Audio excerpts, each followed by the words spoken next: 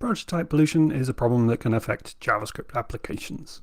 But before we can talk about prototype pollution, I think we need to spend a little bit of time talking about prototypes and what they are, and then we can talk about prototype pollution.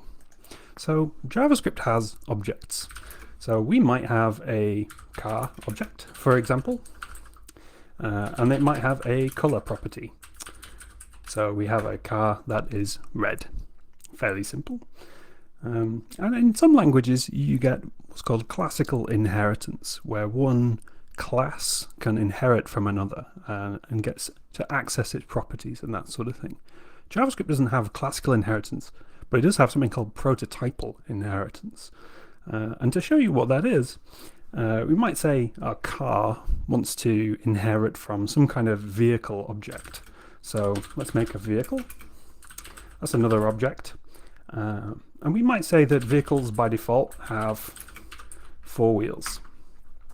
And what we can do is say the car's prototype with this _proto thing is actually equal to vehicle. And what that does for us is it means that not only is car.color available, but car.wheels is available too. So when we try to access car.wheels, JavaScript knows that the car object doesn't have a wheels property, so it uses the prototype instead. And that can happen more than once as well. You can chase the prototype chain all the way up to the top. And we can access it directly as well and say car.proto.fuel, for example, is equal to petrol. And that means that car.fuel, should I say, fuel is available, but also vehicle.fuel is available as well. We affected that prototype object directly. One of the interesting things to note is that all objects in JavaScript by default share a prototype. So if I was to set vehicle.proto. What's a good example? Size equal to large. Well, let's go with size is large. Then we'll find that actually the window now has a size property as well called large, because the window object shares a prototype with the vehicle object. So if we can write to this proto property somehow, then we can effectively the global scope. So window is the global scope in JavaScript. So now we have this size variable available. So all well and good. So let's take an example of where this can go wrong and where we get what we call prototype pollution. So this is just a little demo web page that I put together. It's a modern single page application with an about page and a contact page. And we can see we've got one query string parameter here, page equals home. So let's have a look at the HTML source for this web page and see what it looks like. So here we go. We'll just move this out of the way a little bit, or at least we'll try to. Not working so well. Let's move this one instead. Here we go. So a fairly standard looking HTML page. We've got two different bits of JavaScript included here. So we have jQuery, and we also have this jQuery plugin query object library being included. And I've included that for a fairly specific reason, but we'll get to that in a second. So we have our h1 tag, which we can see in the page here. We have a div with an ID of content, and then we've got some JavaScript that we'll have a nice detailed look at. So we have an object here called pages, because single page applications are the future for sure. So in here is a set of properties, and each one has some HTML in it. So one for the home page, one for the about page, and one for the contact page that we've just seen. And then what this JavaScript does is it uses this jQuery query is a bit of a mouthful, isn't it? Plugin to get the page query string parameter that we can see here. And then checks if it's empty. If it is, then it redirects us to page equals home. So we can see that happen like that. And then if it's a known page, we set the page content. So we use that as a key for the pages object. And if it's not undefined, we use jQuery to fetch that content div and set its HTML to be whatever the HTML is in this object.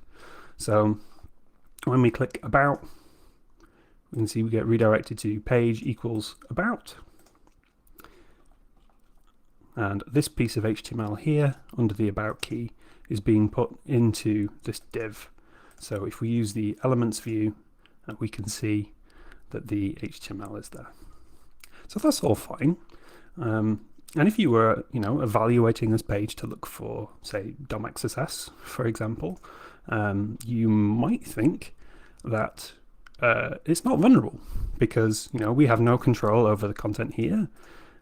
We've got one parameter that is used. It's just a page parameter, and all it's used is as a key of this array. So, how can we get control over some content in the page and maybe get some DOM XSS working? And the answer here is, as you might have guessed, prototype pollution. So what we want to do is affect the prototype of this pages object and set our own value somehow.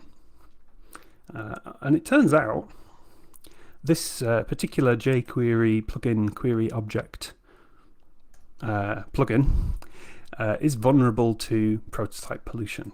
And I know that thanks to this incredibly useful repo from BlackFan, aka Sergey Bobrov.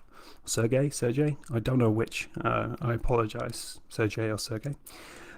Which lists a whole bunch of different JavaScript libraries which are vulnerable to prototype pollution, and some ways that you can try and use that. So we can see here they've suggested _proto_test equals test. So we can do something like this on the query string here and see if it worked.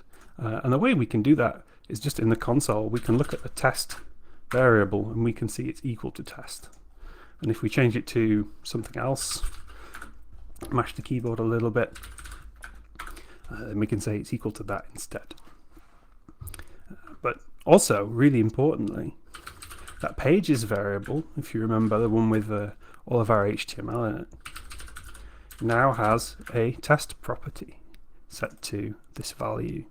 And that's because it shares a prototype with the window object.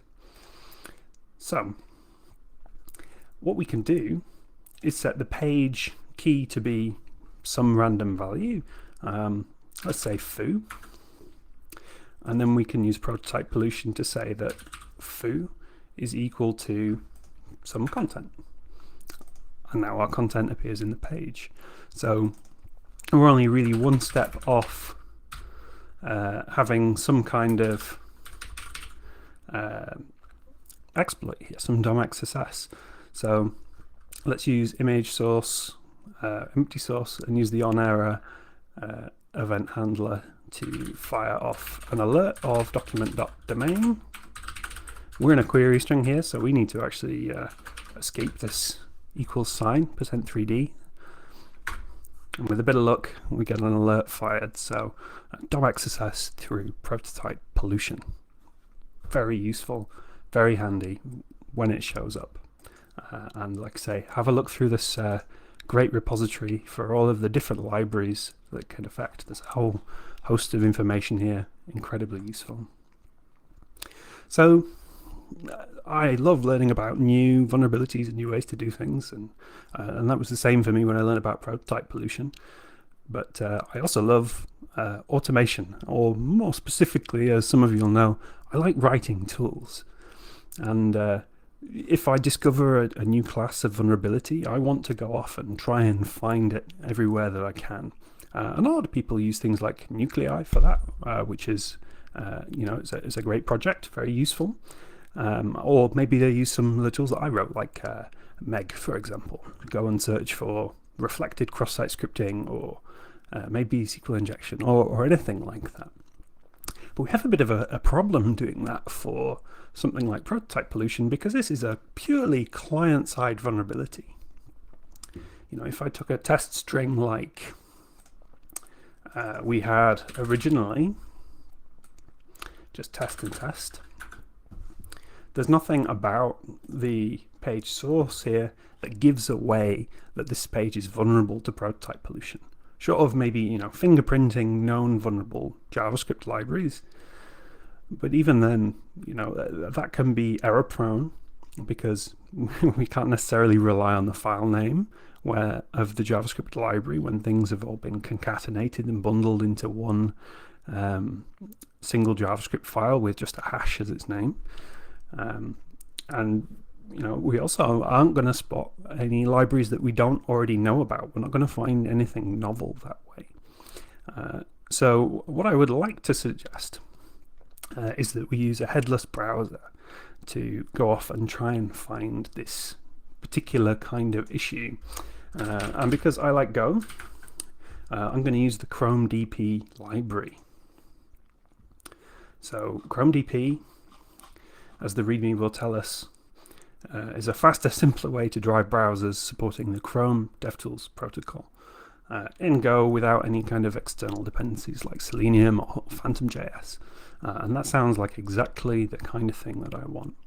So I'm going to take you through how I would prototype and then build a tool to detect this vulnerability using Chromedp. So let's give it a go.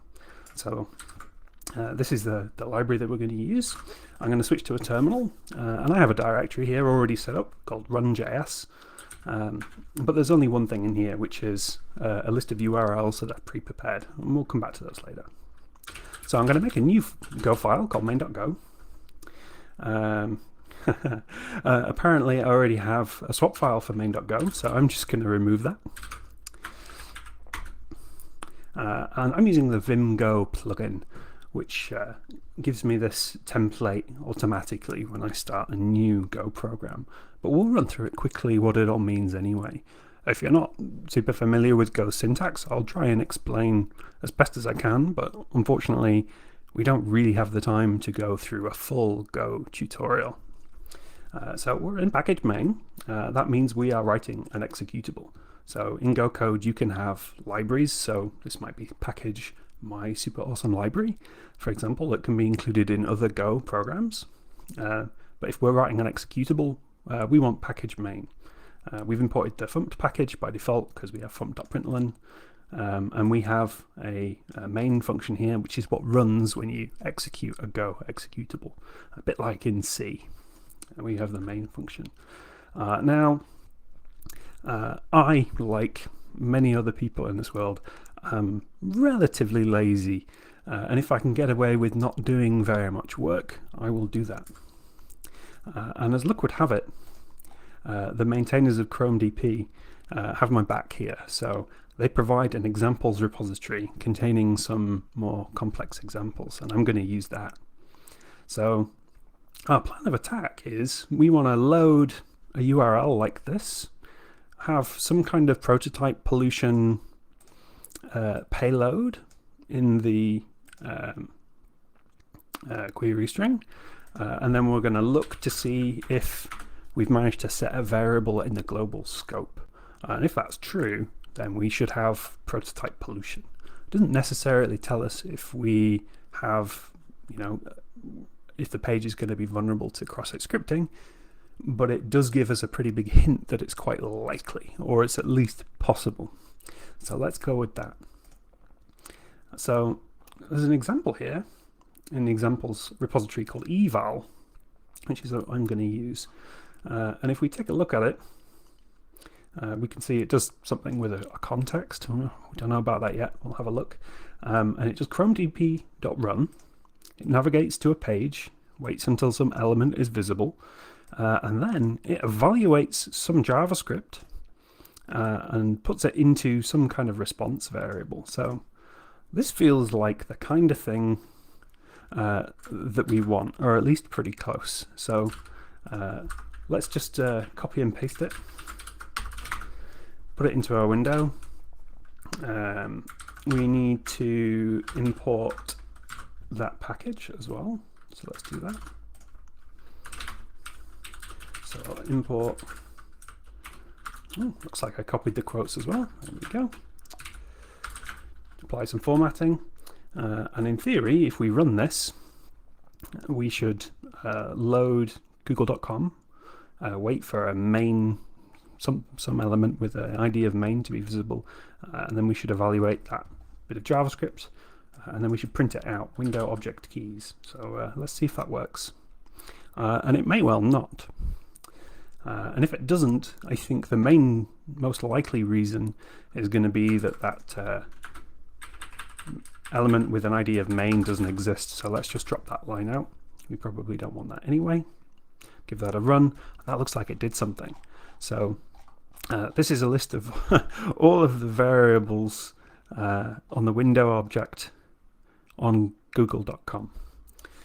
So it's working, you know, it's launching a headless browser.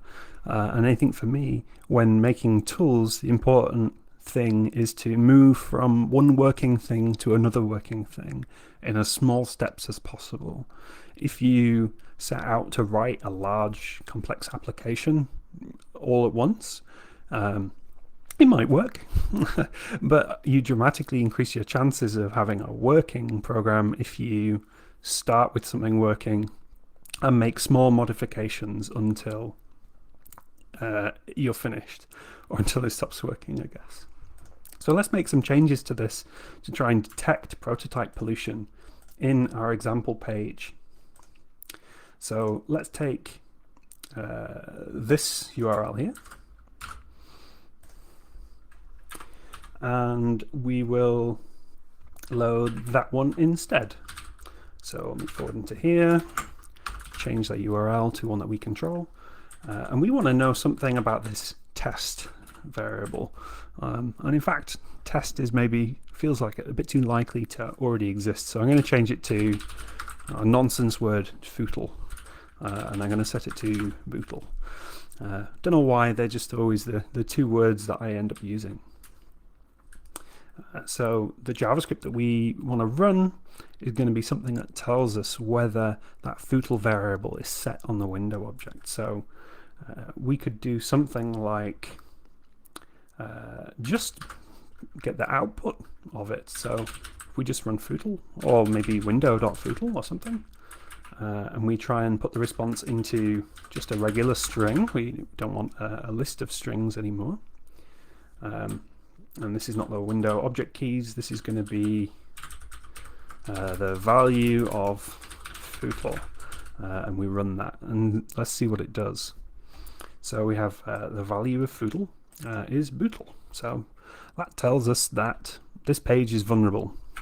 But you know, this one exact page in this one exact configuration, this isn't an especially useful bit of code. So let's try and make it a little bit more useful.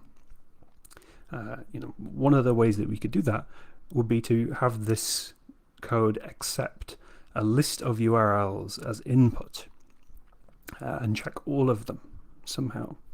And if we did that, we could, you know, apply this query string that we've come up with here to every single URL that comes in. And we would have a fairly useful but single purpose tool there that would check for just prototype pollution in the URLs that you give it with this one particular payload, or maybe you could build multiple payloads in. But what I'd really like to do is build something that's a little bit more flexible. So if I come up with anything else that I want to do, running JavaScript on lots of different web pages, I can do that too. So let's start off with just something that takes a list of URLs as input and runs some JavaScript on the page and prints the result. Let's give it a go. So we are going to use a thing from the buff.io package called a scanner to read lines of input. So we'll say sc is a buff.io new scanner over os.studin. which is going to give us lines of standard input, one after the other. And we'll say for the time that we can scan the input, we will do all of this effectively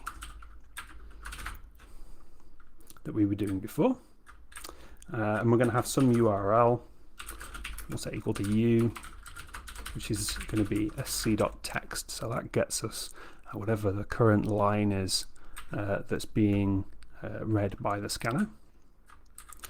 And we'll, instead of loading that URL, we'll just load whatever URL we're given. And then we'll evaluate window.footle for now, why not? And this log fatal in the middle of the loop I'm not especially keen on, so let's change this instead to a log.printf, where we print the string value of the error and say there has been an error of some kind. And we don't need a new line because we're using a log package. And then we will continue in this loop instead. Now, if I try and run this program, it's going to tell me that I've got some some packages that I haven't included, so I'll just do that real quick. And if I run that, it's just going to sit there. And the reason it's sitting there is it's waiting for us to put in some kind of URL. And we can see we got an error on example.com, encountered an undefined value.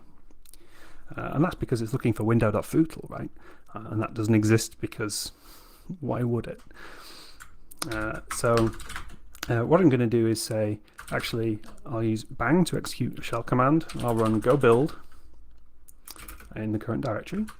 And I want to cat my URLs file into this run.js program that we've been writing. So we were in a directory called run.js, and therefore Go decided that's what the binary should be called. So let's run that and see what happens. So we got encountered undefined values. On one of them we got the value of footle is bootle. We don't know what for, so let's fix that. And instead of saying the value of footle, let's just put in the URL that we were calling instead and see what that looks like. So we're running, we expect the output to be oh, I read the wrong thing. I want to run my go build command again. So we'll run that. We count undefined values for some of them, and on others, on this one, we got this value bootle. So that works okay. It's a little bit strange though to always just run this window.footle. I wouldn't expect the user of this tool to be able to, guess or remember that that's for some reason what you had to do. So let's change this instead to be some value called user.js, and we're going to accept that as a flag. So we'll use the go flag package, and we will make a string variable, and let's see if I can remember the order of the parameters here. So we're going to have var user.js, which is a string, and then a string variable of user.js with a default of empty. I'm trying to get this right. Oh no, first comes the name, so we'll make that J, a default of empty, and then the help output for it is going to be the JS to run on each page. Okay, so now if we run this, it will tell us we haven't got the flag package. Now we do, and it's going to go off and run some empty JavaScript on every page. But if we change our command to say, let's include window.footle again, hopefully with a bit of luck we'll see one of them in there works just fine, which is great. That's exactly what we wanted. Cool. So we have a kind of reasonably working tool, I think. I think maybe the output could use a little bit of fixing up. So I think the log of the error, for example, could probably stand to tell us what URL we were using. So let's fix that. And let's have a quick play with the tool and make sure it does exactly what we want. So our URLs file kind of already has these payloads in here, and we could have them in there manually, or we could add them in with some kind of bash magic. So if we pretend, for example, that we only had the first part of the URL without the path or anything like that, we could add it in that way. So we could take now I have to try and remember how to use my own tool. Let's have a look at the help output for unfurl.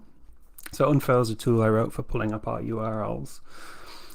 So we might have the scheme, which is %s, and then we want the domain, which is %d, and then we probably want the path as well, which is p. So there we go, I've got those all stripped off. And then we could do something like awk print $1, which is just the URL by itself, and then we could append the query string that way. So we could say proto,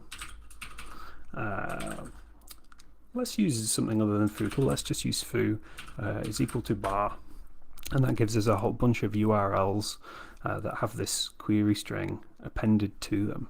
And then we can run that through our run.js program, give it some JavaScript, and say, well, we want to know the value of window.foo, and see what happens there. So we have something I had set up previously here, which is prototype pollution example running elsewhere, and that's come up and said bar, which is kind of useful output, I suppose. But we could probably do something a little bit better and say, let's use a ternary operator to say if window.foo exists, say vulnerable, otherwise say not vulnerable instead, and we'll see what that looks like.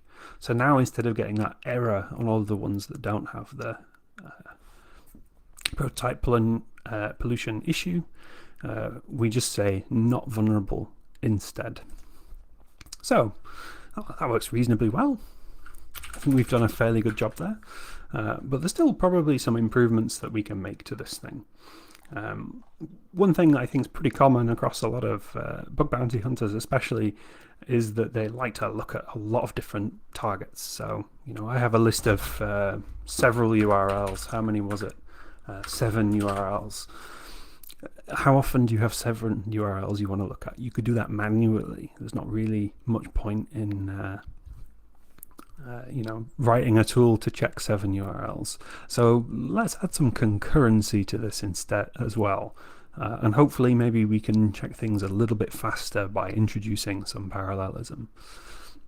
So the way I tend to approach adding parallelism in Go programs is to have some kind of pool of workers, and then use a thing that Go has called channels to communicate the list of inputs to them.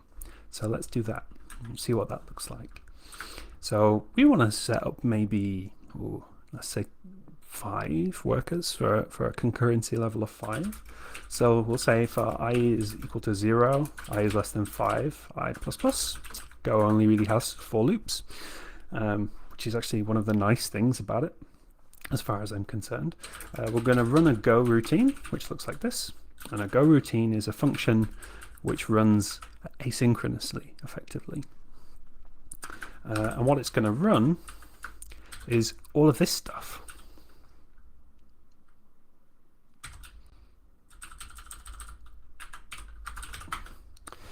But it needs to get that from some kind of input. So let's make a channel. and we'll make that channel called URLs. So we'll make a channel of strings, and then each go routine is going to read from that channel. So we'll say for u is equal to the range of URLs. That's how you read on a channel in Go. We are going to take URLs off the URLs channel for as long as we can, and we are going to run our headless Chrome code against them. We've got a couple of things to clean up here though. So one of which is this defer cancel. This was kind of fine using small volumes of URLs, but if we're going to be using lots, these are all going to stack up until we've finished at the very end. So we are not going to call cancel there. Instead, we are going to run it, let's say here, after we've finished doing all of the things we need to do. That should be fine. Okay. But if we try and use this, well, so far we're not actually adding any information to it, so it'll just pretty much tell us, U is not declared, but is declared and not used, which is which one? Oh, it's this one here. So what we actually need to do here is send this uText on our URLs channel so that it gets sent to all of those workers that we've just span up. So let's give that a go instead and see how that works. Kind of worked. So we've got, encountered an undefined value. That's fine. That's just because we're, that's exactly what we're doing, and on these pages there isn't one. But more worryingly, we only saw 2 of these before it stopped working. So let's try again, and we only got 2 of them again. So what gives? And the answer is, we're creating a pool of workers reading from this channel of data, and then we are writing all of our input onto that channel so that they receive it. That's fine. But as soon as we've done writing it, we hit the end of our main function and we stop. Go doesn't automatically wait for your work to be finished, because it's perfectly legitimate that you wouldn't want that to be the case. But we can use a thing called a wait group to coordinate our worker pool and wait until they've all finished doing their thing before we stop. So let's give that a go. So somewhere around here, probably, maybe just before we make our channel for URLs, we're going to make a variable called wg, and that's going to be something from the sync.waitGroup package. And every time we launch a Go routine, we're going to call wg.add1 to say we're adding one thing to this wait group. So what a wait group does is you add tasks to it, or effectively just sort of placeholders to say, I am doing something. And then when you're done, so when the channel's closed, we can call waitGroup.done in each Go routine. So what that does is, when we create the Go routines, we add one to the wait group. We create the Go routine, which will read input from the URLs channel until the channel is closed. That's the behavior of range. And then when it's closed, we'll call waitGroup.done. And that effectively subtracts one from the wait group. And then down here, right at the end of our program, we can call wg.wait. And that's going to sit there and block until, hopefully at least, all of our Go routines are finished. So let's give that a go and see how it does. So, looks like things worked. So we have our bootle value for this one. The rest of them, we encountered an undefined error. We can quit out of this and run our previous command and give it a go. And hopefully you can see things happen a little bit faster now, which is pretty good. I think that's something that we would want from a more concurrent program. So hopefully this gives you a bit of an idea of firstly what prototype pollution is, but also how I might approach writing a small tool in Go, or the principles apply to nearly any language. I think the important parts for me are have a problem to solve, but as you are working, move from a small working program in small steps to your eventual working and potentially complex program instead. And also, where there's very little overhead to doing so, it would be a really good idea to make a tool more generally useful. So to give you an idea of what I mean, if I take my list of URLs, I can run through this run.js program, and let's say I wanted to know about what's a good example? Any cookies that were set. So document.cookie. So I can run this, and I can see that on tomnomnom.com, man, not being able to say your own nicknames pretty bad. There's these UTM-A and UTM-C cookies being set, and on the other ones there isn't really anything. Or maybe we might want to look for links that are in the page. So we might say document.getElements by tag name, and have the A tag, and we will use the spread operator to turn these into an array, so we can use the map operator on them, take each node and get the href value of it, and then join them together with a space, for example.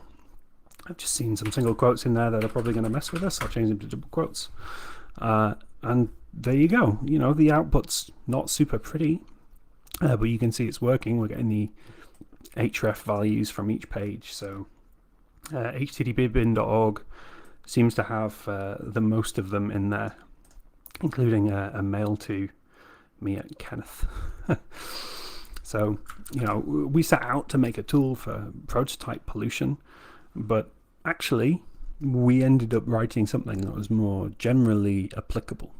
So I hope that was useful for you, and I hope you're tempted to go off and write your own tools. I think with a little bit of practice you can get quite fast at it. I know there's a real temptation to think, I'm going to spend more time automating things than I am just doing some hacking or just doing the task in the first place. But within a matter of 20 minutes or so, it really is genuinely possible to write actually useful tools. Thanks.